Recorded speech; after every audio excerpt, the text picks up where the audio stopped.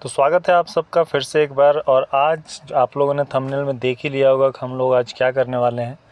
तो चलिए time waste नहीं करते हैं और आज हम आपको बताते हैं कि टोयोटा हाई क्रॉस जो इनोवा हाई क्रॉस आती है उसमें आप एडास को कैसे ऑपरेट कर सकते हैं, कैसे ऑफ़ कर सकते हैं। तो आप देख सकते हैं कि स्टीयरिंग के राइट हैंड साइड पे आपको सारा ही एडास का कंट्रोल्स यहाँ पर आपको मिल जाता है, चाहे वो डायनेमिक रडार क्रूज़ कंट्रोल हो, लेन कीप असिस्ट हो। तो बेसिकली आज हम लोग इसके बारे में ना बात करके हम लोग आज बात करने वाले हैं कि कैसे इसको हम ऑफ़ कर सकते हैं। तो यहाँ पर आप देख सकते हैं कि ये जो बटन है बेसिकली हमें एमआईडी पर अगर हम देखें तो हमें यही कह रहा है कि वो आप वापस आएँ। तो हम जब एक बार इस बटन को प्रेस करेंगे तो ये हमें सेटिंग्स पे ले आएगा। अभी और वापस जाना है, वेलकम गेस्ट, यहाँ से भी हम वापस आएंगे, ये हमारा आ गया। अब यहाँ पर हम जब जाएंगे तो ये हमें सारा डिफरेंट चीज़ दिखाएगा। मैं देखिए यहाँ से क्लिक कर रहा हूँ और वो चेंज हो रहा है। तो हम यहाँ पर हमें आना है, ये जो आप स्क्रीन देख रहे हैं यहाँ पे। अब जैसे यहाँ पर आप देख सकते हैं लेन डिपार्चर असिस्ट है, मैं इस जॉयस्टिक से इसको कंट्रोल कर सकता हूँ। तो आपको भी इसी तरह से करना है। तो सबसे पहले हम आएंगे लेन डिपार्चर असिस्ट पे। तो यहाँ पर जैसे ही मैं इसको एक बार टैप करूँगा ये ऑफ़ हो जाएगा। तो इसको मैंने कर दिया है ऑफ़। अगर आप इसको होल्ड करके रखते हैं तो आप इसके सेटिंग के अंदर में जा सकते हैं। आप यहाँ पर अलर्ट ऑप्शन में आप टाइमिंग सेट कर सकते हैं। ड्राइवर का ब्रेक सजेशन, आपको ड्राइवर ब्रेक सजेशन देना है तो ये सारी चीज़ें आप यहाँ पर कर सकते हैं। तो बेसिकली यहाँ पर हमें चूँकि इसको ऑफ़ करना है तो हम यहाँ से वापस आते हैं और हमने इसको ऑलरेडी ऑफ़ कर रखा है।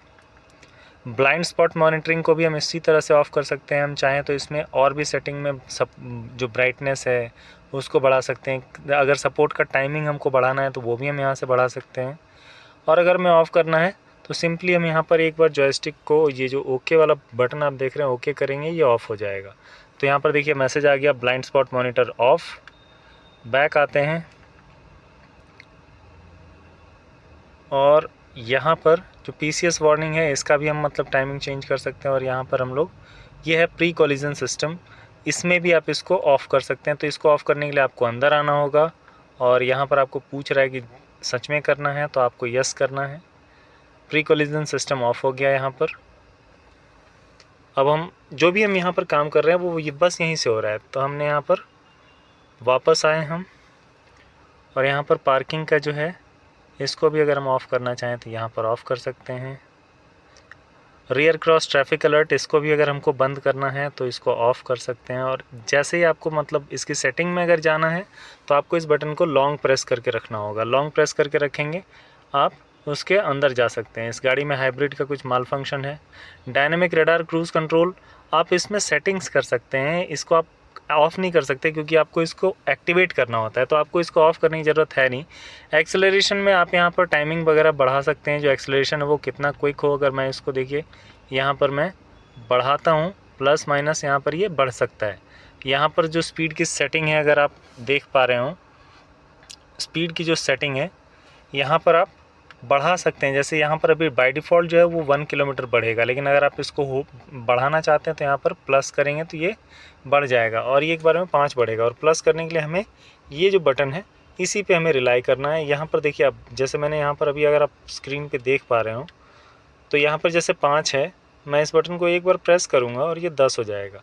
तो आप एक पुश में प्लस करते हैं, जैसे क्रूज़ कंट्रोल में आप यहाँ पर एक बार प्लस करेंगे तो ये 10 किलोमीटर की स्पीड बढ़ा लेगा और एक्सेलरेशन जो हमने पहले सेट किया था उसी हिसाब से रहेगा। ठीक है, आप होल्ड का ऑप्शन यहाँ पर बढ़ा सकते हैं। आप मान लीजिए कि प्लस करके मैंने होल्ड किया इस तरह से कुछ, तो ये एक बार में 5 किलोमीटर 10 किलोमीटर बढ़ा सकता है। जैसे कि यहाँ पर सेटिंग कर सकते हैं हम, यहाँ पर जैसे 5 है, मैं इसको अगर प्लस करूँ तो ये 10 हो जाएगा, 1 हो जाएगा। तो 10 से ज़्यादा का ऑप्शन नहीं है हमारे पास। तो ये हम यहाँ पर डायनेमिक रडार क्रूज़ कंट्रोल जो आता है, जिसको हम एडेप्टिव क्रूज़ कंट्रोल भी कहते हैं, उसको भी कर सकते हैं। सेलिंग लाइट को भी आप यहीं से ऑपरेट कर सकते हैं। सेलिंग लाइट में आप यहाँ पर जो चेंजेस है वो आप कर सकते हैं। चेंज करने के लिए, आपको कुछ भी करने के लिए, सेटिंग के अंदर जाने के लिए आपको ओके बटन को होल्ड करके रखना होगा, तब आप जा सकते हैं और यहाँ से जो भी आप चेंजेस करना चाहें वो आप कर सकते हैं।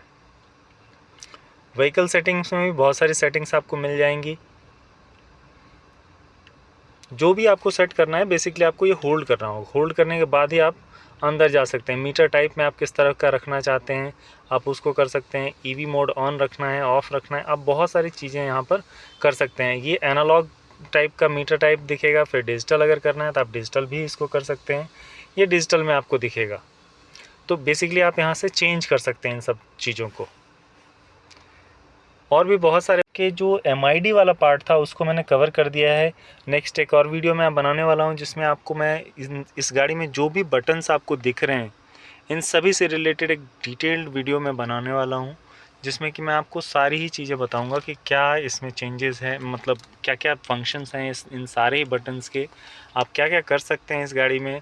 अगर हाइब्रिड के बारे में आपको और कुछ जानना होगा कि कितने वोल्ट की बैटरी, मतलब कोई भी डिटेल हाइब्रिड से रिलेटेड, तो आप मुझे नीचे कमेंट बॉक्स में लिख सकते हैं। वहाँ पर मैं आपके क्वेश्चंस को रिजॉल्व करने की कोशिश करूँगा।